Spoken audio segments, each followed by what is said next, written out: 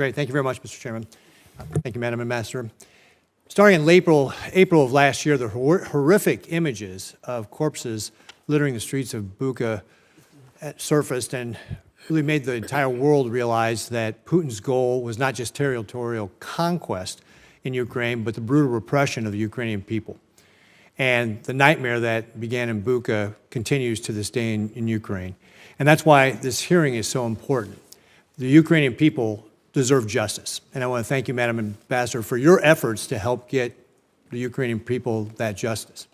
And even though we are talking about a lot of the legal and jurisdictional aspects of how to bring Putin and his cronies to justice, I want to make clear that in the short term, the biggest single thing we can do to make sure Ukraine and the Ukrainian people get justice is to make sure that Ukraine wins and Putin loses.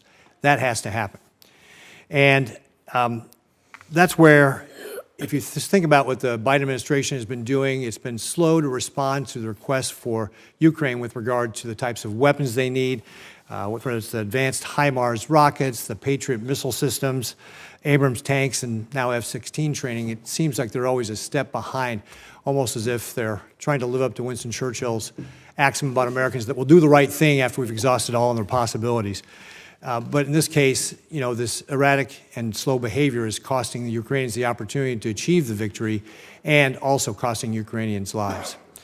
But the question I want to get into has to do with the abduction that Senator Risch mentioned about of Ukrainian children. According to Ukrainian national databases, Russia has forcibly transferred over 19,000 Ukrainian children to its territory. However, this number is likely much higher. Some children have been taken from occupied areas where their parents were asked to sign a release form without being told that their children would be taken away and not coming back. Others, including those whose parents were killed by Russian forces, have been forcibly adopted into Russia. In February, Yale University's Humanitarian Research Lab identified 32 integration camps where children are indoctrinated in Russian history, propaganda, language, and culture. These monstrous abductions are part of a general genocide, which we've talked about already, to erase Ukraine's identity by stealing their future. They have rightly been condemned as a war crime by the international community, and with the ICC issuing an arrest warrant in March for Vladimir Putin and his Children's Rights Commissioner, Maria Lvova-Belova. So, even though we've focused our information on this, or attention on this, the Ukrainian governments, NGOs, advocates have been trying to get these children back, but the number's around 400 out of the potential 19,000 or more. What more, Ambassador, can be done to assist parents? As a father of 3 children myself, this is the most heartrending thing I can think of, is having your children taken away from you, never to see them again. What else can we be doing? Yeah, it's a horrific feature of this war. I absolutely agree with you. As a mother of 2, it's terrifying to imagine what those children are experiencing and the anguish that those parents must feel.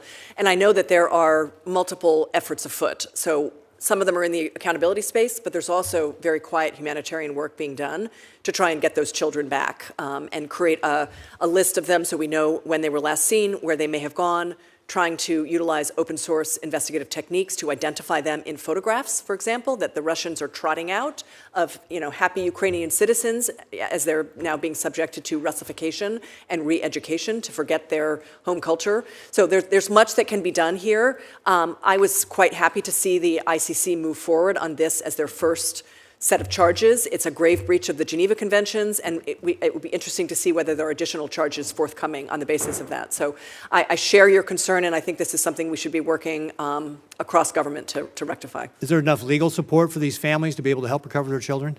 There are. I've been to Ukraine, and I met with the team that is focused on the families, the survivors, and they are working very hard to get them the resources they need in order to try and find where those children are and do what they can to get them back.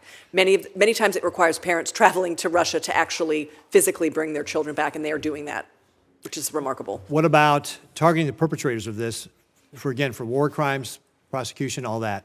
Are we doing enough there to be able to target the people who are facilitating this? Well, what is remarkable about this particular crime is that the 2 key defendants now have essentially admitted to it, and have bragged about it, and have, praised each other for what they claim to be doing on a humanitarian basis, when we in fact know there's no humanitarian grounds to be doing this, especially when it is Russia itself that is creating the dire circumstances that put those children at risk in the first place. So the Yale study that you mentioned, which is funded by the State Department, they are looking through a whole series of open source information, including many of these photographs, and trying to use facial recognition software, for example, to identify individuals who may be future defendants in cases under war crimes and crimes against humanity for this crime base.